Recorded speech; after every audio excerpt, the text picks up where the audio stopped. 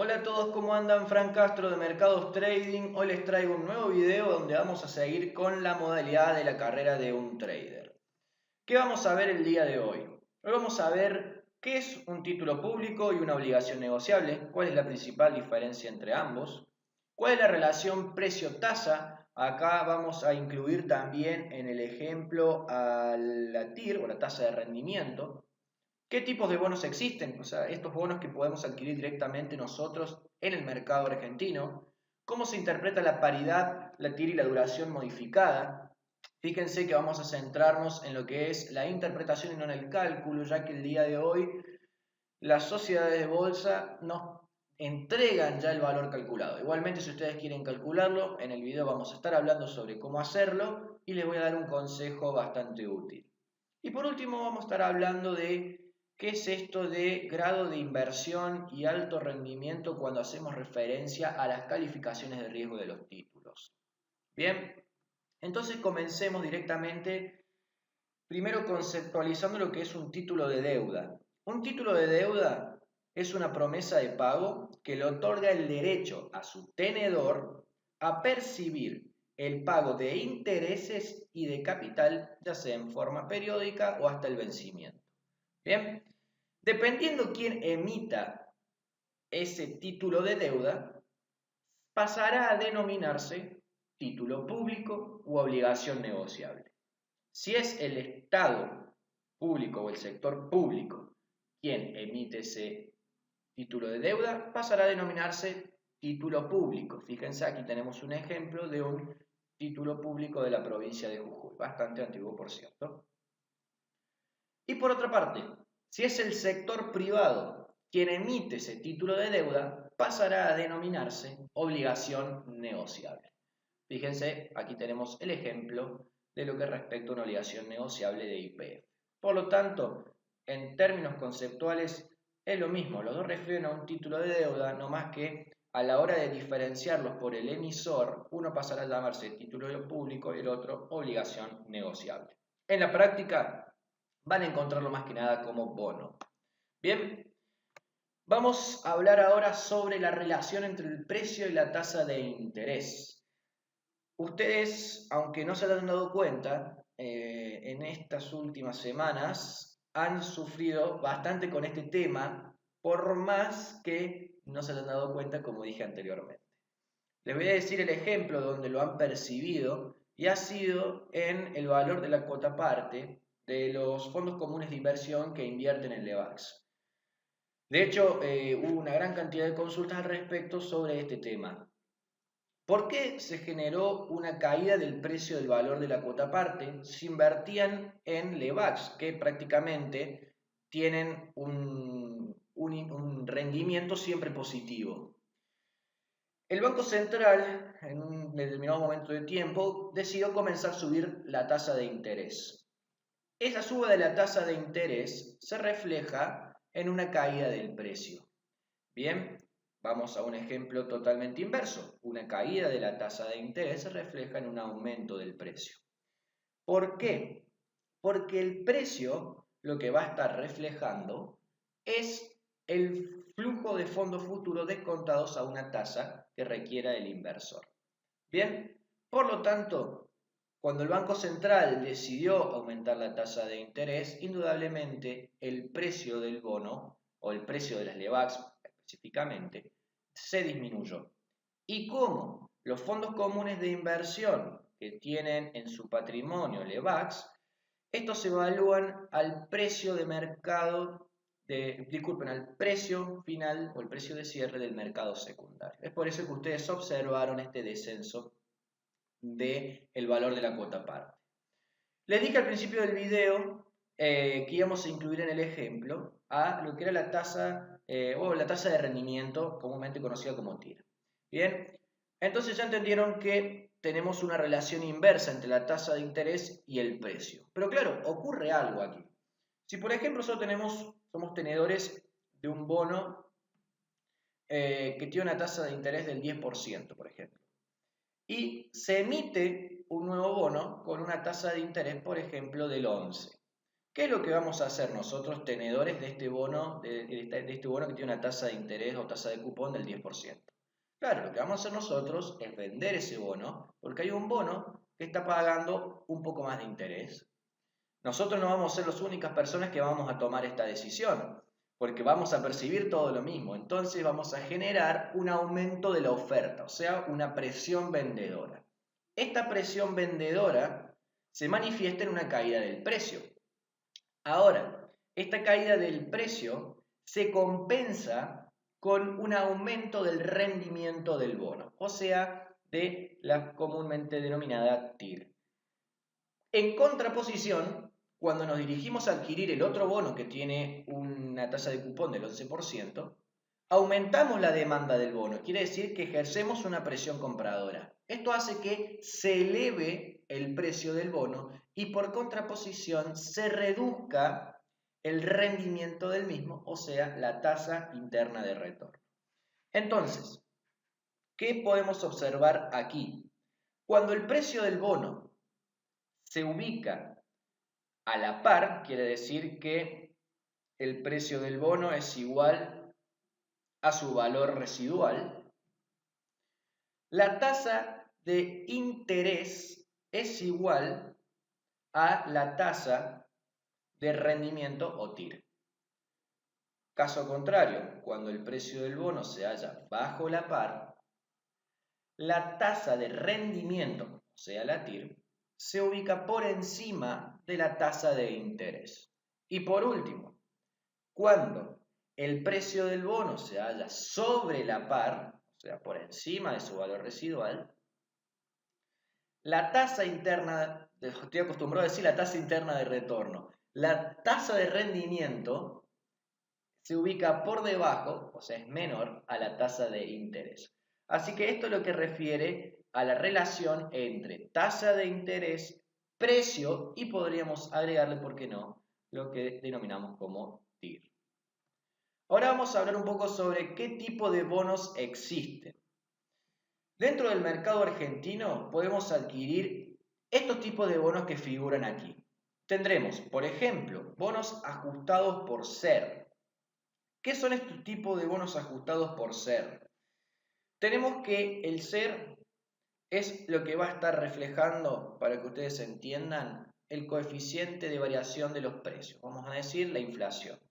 Por lo tanto, va a servir para ir ajustando el capital que adeuda el emisor. Bien, entonces, siempre va a estar haciendo lo que es, vamos a poner, el capital de 100 pesos, hay una inflación del 3, ahora el monto deudado será 103. A partir de esos 103, que se dice como saldo remanente, que es lo que falta por abonar por parte del emisor, se calculará el interés más un interés fijo. Por ejemplo, podemos estar diciendo el bono TC21, el cual paga lo que es el SER más una tasa fija del 2,5. Por lo tanto, los bonos ajustados por SER siempre nos van a estar otorgando una tasa de interés real, porque va a estar pagando lo que es la variación de la inflación más una tasa fija. Importante saber eso. Entonces, ¿en qué caso podemos estar utilizando este tipo de bonos? Para cubrirnos de la inflación. Luego tenemos los bonos en pesos a tasa variable. Los bonos en pesos a tasa variable son aquellos que la tasa de cupón o tasa de interés tiene como referencia una tasa variable. En este caso, por ejemplo, en lo que respecta a Argentina, podríamos estar tomando la tasa Badlar. Ese ejemplo de este tipo de bonos, el PR15, ¿bien? El cual paga trimestralmente rentas. Luego tenemos los bonos ajustados por PBI. Los bonos ajustados por PBI van a pagar siempre y cuando se den tres condiciones. Por un lado, que el PBI real sea superior al PBI base, que la tasa de crecimiento del PBI real sea superior a la del PBI base y que el pago no exceda los 48 centavos. Si se dan estas tres condiciones, se abonará el 15 del 12 lo que es el respectivo a la renta de este tipo de bonos. Por ejemplo, el más conocido es el TBPP. Bien, luego tenemos los bonos dólar linked. Los bonos dólar linked, bueno, quien tuvo, por ejemplo, un fondo común de inversión y dentro de su fondo común de inversión tenía este tipo de bonos, ha hecho una gran diferencia. Por ejemplo, hubo fondos que han rendido hasta un 8%, al menos yo he visto uno que rindió un 8%, gracias a la inclusión de este tipo de bonos. Bien, en síntesis, ¿qué es lo que hace el bono dólar linked? Lo que hace es pagarte la variación del tipo de cambio más un interés. Por lo tanto, uno se cubre ante las variaciones del dólar.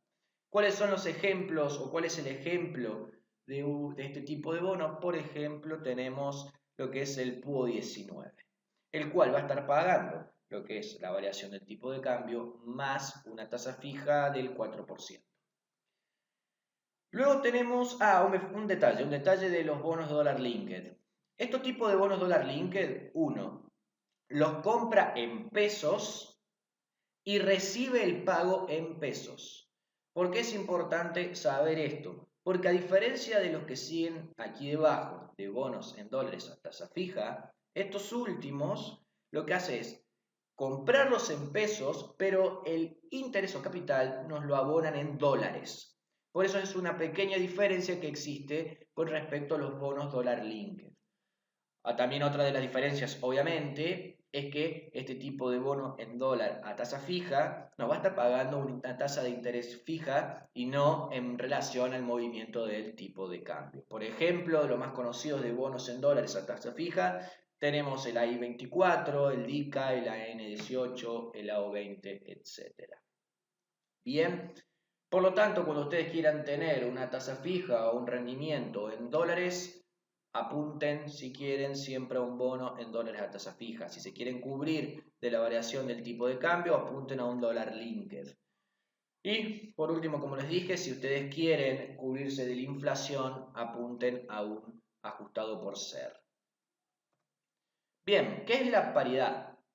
La paridad, ustedes deben entenderlo como un porcentaje que nos está demostrando la relación que existe entre el precio y el valor técnico. Dicho de otra manera más sencilla, podríamos decir en base a qué porcentaje está pagando el mercado en relación al precio de rescate del bono. Bien, el valor técnico ustedes tienen que calcularlo como el valor residual más los intereses corridos.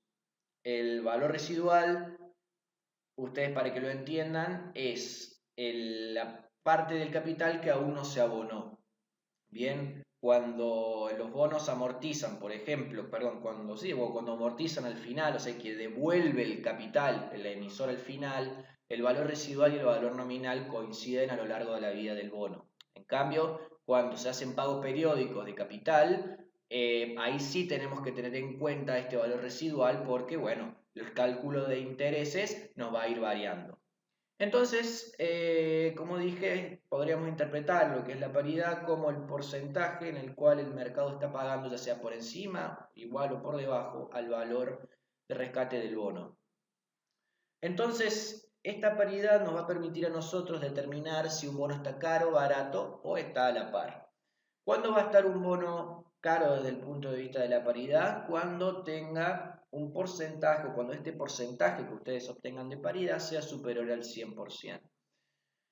¿Cuándo va a estar barato desde el punto de vista de la paridad? Cuando el bono esté, o cuando este porcentaje, disculpen, tenga un valor inferior al 100%. Vamos a decir que es bajo la par, sobre la par cuando sea mayor al 100% o a la par cuando sea 100%.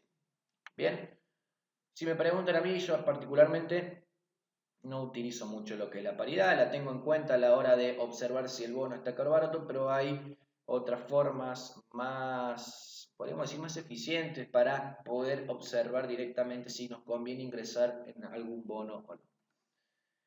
Eso que justamente le estaba comentando recientemente es la tiro tasa de rendimiento. La tiro tasa de rendimiento es una tasa que nos permite a nosotros igualar el valor actual, o sea, el precio del bono, con el flujo futuro de fondos.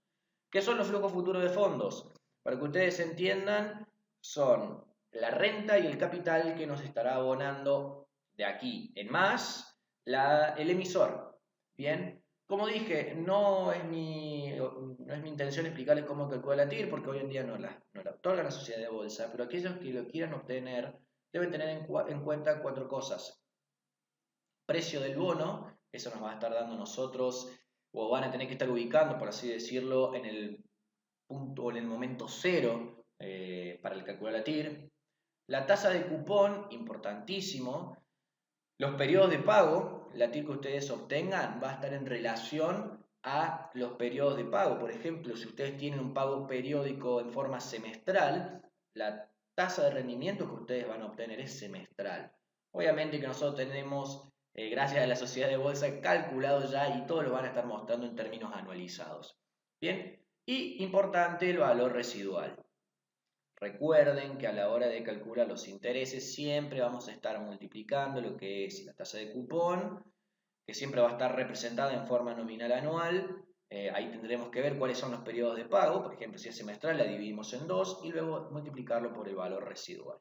Bien, aquí muy importante, ¿cómo se va a interpretar la TIR? La TIR deben interpretarlos ustedes como el rendimiento que van a tener al final de la vida del bono, siempre y cuando se cumplan 2 condiciones. Por un lado, que reinviertan los cupones a la misma TIR y por otro lado, mantenerlo al vencimiento. ¿Qué quiere decir? Si ustedes lo venden con anterioridad, no van a tener ese rendimiento y a su vez, si el bono defaultea, quiere decir que entra en cesación de pagos el emisor, tampoco van a tener ese rendimiento. Se suele decir, y van a poder leerlo, que uno en realidad lo que hace no es comprar en base a precio, sino comprar un bono o venderlo en base a la tira. Luego tenemos lo que es la duración modificada. Este sí me gusta utilizarlo bastante. Ustedes van a poder encontrar que tienen la duración y duración modificada. Lo importante, al menos bajo mi punto de vista, para utilizar esta herramienta, es que nos permite determinar, bueno, dentro de cuántos años, disculpe, vamos a recuperar nuestra inversión en base al pago de interés y capital. Este ejemplo particular que les puse aquí en pantalla es el ejemplo del bono DICA, si mal no recuerdo, en donde nosotros vamos a poder observar. Disculpen, tuve que hacer un corte, vamos de nuevo. Estamos en lo que respecta a duración modificada. Como dijimos, lo vamos a interpretar como el tiempo en el cual nosotros vamos a recuperar nuestra inversión en concepto de pago de renta y capital. Bien, este ejemplo particularmente es del bono DICA. Fíjense y vamos a aprovechar para interpretar los datos que aquí nos presentan. Tenemos por un lado la TIR, tasa de rendimiento. Nosotros vamos a tener un rendimiento del 7,22% anual si nosotros mantenemos a vencimiento este bono y si hacemos la reinversión de los cupones a dicha tasa. Bien, luego tenemos una duración modificada de 6,99. ¿Qué quiere decir? Vamos a redondarlo a 7. Nosotros vamos a recuperar nuestra inversión al cabo de los 7 años en concepto de renta y capital. Bien, posteriormente tenemos una paridad de 108,45%. ¿Qué quiere decir? Que este bono hoy en día está caro desde el punto de vista de la paridad y que está cotizando sobre la par. Bien, bueno, fíjense, tenemos lo que es el valor residual, un 100%. Esto que quiere decir que por el momento el valor residual y el valor nominal es lo mismo, que no han pagado capital. Luego tenemos lo que es un valor técnico. Recuerden, el valor técnico es el valor de rescate, que lo calculamos como valor residual más los intereses corridos. Fíjense, aquí tenemos lo que es el interés corrido. Cupón. Cupón es la tasa de cupón o tasa de interés, es lo que va a estar abonando en cada periodo de pago. Recuerden que si es semestral, tienen que dividirlo en 2 y de hecho lo que es DICA abona en forma semestral, por lo tanto esto tendrán que dividirlo en 2 y luego multiplicarlo por lo que es el valor residual. Me faltó decir algo. Intereses corridos, si a ustedes les surge la duda de qué es lo que es el interés corrido, vamos a decir que son los intereses, valga la redundancia, que están corriendo desde el último momento de pago. Bien, específicamente DICA paga el 30 del 6 y el 31 del 12. Esto quiere decir día posterior al pago, comienzan a correr los intereses corridos. Bien. Y vamos por último a lo que es la calificación de riesgo de un título de deuda. Todo título de deuda tiene que tener o tiene que estar acompañado por una calificación de riesgo. ¿Quiénes son estos agentes que hacen las calificaciones de riesgo? Podremos encontrar Moody's, Standard & Poor's, Fitch, etc. Donde ustedes realmente lo que tienen que tener en cuenta es entender las dos grandes categorías. Por un lado tendremos lo que es grado de inversión. Los bonos que se encuentren en grado de inversión son bonos cuyo riesgo de default, digamos, cuyo riesgo de incumplimiento es muy bajo. Bien, por lo tanto, van a estar abonando un interés bajo. Ahora, aquellos bonos que se ubiquen en lo que es alto rendimiento son aquellos cuya probabilidad de cesación de pago por parte del emisor es mucho mayor.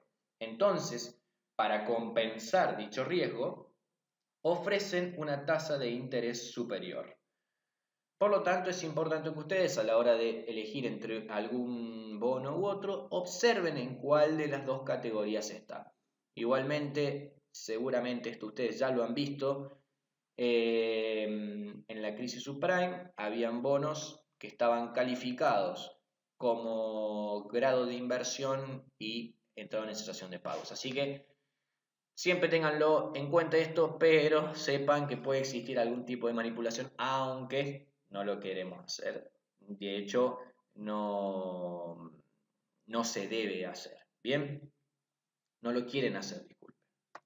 Entonces, ¿qué veremos en el próximo video? En el próximo video vamos a estar hablando, ya lo tengo decidido, sobre opciones. Es un tema extenso, así que probablemente lo dividamos en dos. Así que no le quiero robar más tiempo. Espero que les haya resultado útil este video. Cualquier duda o sugerencia pueden comentarme. Saludos.